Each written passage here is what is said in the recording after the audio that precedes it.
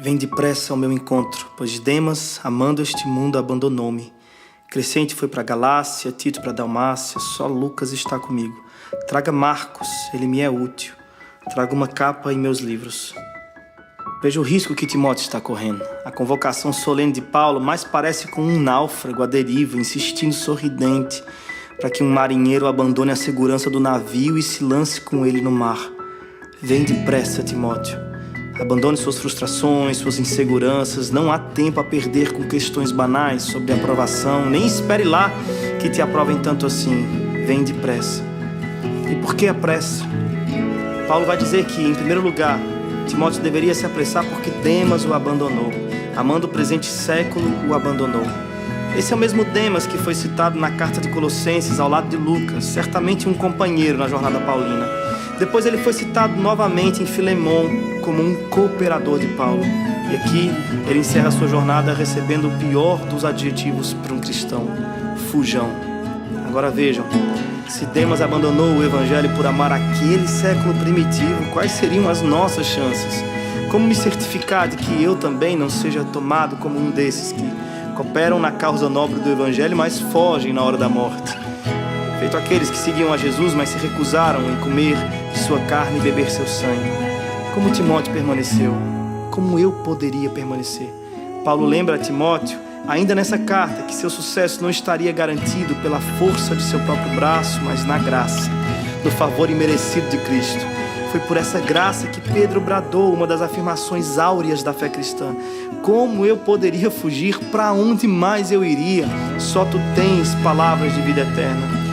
E o abandono de Demas não é a única razão pela qual Timóteo precisa se apressar. Paulo vai continuar dizendo que Crescente foi para Galácia, Tito para Dalmácia, e nesse caso não se trata de abandono de fé, se trata de desdobrar-se em tantos quantos podia, a fim de atender uma demanda gigante. Os campos estavam brancos e poucos eram ceifeiros. E os poucos que ali ainda se mantinham fiel ao evangelho se desdobravam. E é por isso que Paulo diz: vem depressa, Timóteo. Eu sei que você está cuidando aí da igreja em Éfeso, mas sua presença aqui é muito necessária. Eu já enviei Tíquico para assumir seu lugar. Vem porque os campos estão brancos. Embora eu tenha crescido na igreja, nunca vi missionário nenhum dando testemunho de que seu campo de trabalho está cheio de mão de obra. É sempre o contrário que se vê, porque é assim que se faz a obra de Deus, em absoluta dependência, rogando ao Senhor da Seara que envie trabalhadores depressa. A obra de Deus sempre vai ser maior do que me julgo capaz de suportar. Veja Paulo, por exemplo. O grandioso Paulo era falho e por vezes inflexível. No começo de sua relação com Marcos, não teve paciência para suportar os milindres do jovem Marcos. Mas aqui, no final de sua jornada, como um de seus últimos desejos, pede a Timóteo: traga Marcos com você, ele me é útil. A obra de Deus é feita por gente falha como Paulo, mas que ao modelo de Paulo se deixam persuadir pela ação do Espírito Santo através do tempo. Algum Paulo já te machucou por aí? Perdoe. Dê tempo ao tempo. Algum Marcos já lhe tirou do sério? Espere e vê bem se ele não termina sendo, no fim das contas, útil para você na jornada cristã. Toda essa solidão paulina fica ainda mais evidente na próxima frase: traga-me uma capa e não se esqueça dos meus livros. Paulo está só, sente frio, sente falta. E que eu preciso lhe perguntar seriamente: você quer esse evangelho? Talvez tenham mentido para você, lhe prometendo um evangelho de glamour, mas olhe bem aqui, o maior missionário da igreja está terminando seus dias assim, preso, com frio e pedindo para que alguém lhe traga pelo menos alguns livros. Lembre-se de Cristo na cruz, sentindo falta não de qualquer outra coisa, mas a falta do próprio Pai. Você quer esse evangelho? Mesmo sabendo que está correndo o risco de tomar a mesma trilha e terminar seus dias pedindo para um amigo distante: traga-me uma capa e alguns livros. Uma voz antiga disse certa vez: Deus, se tratas assim, seus amigos mais próximos, não me admira de que tenhas tão poucos. Esse é Paulo, chegando ao fim de seus dias.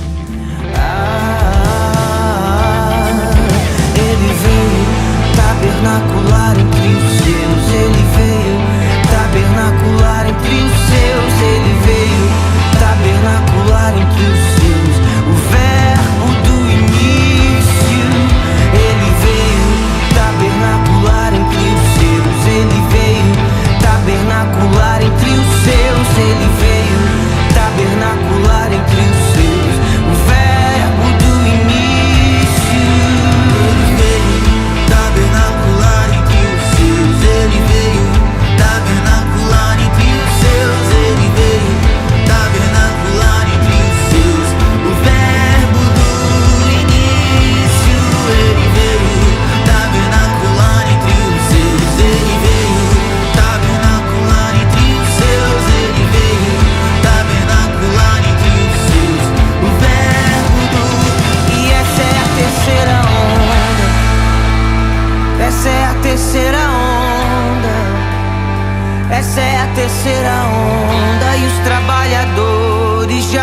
de pé.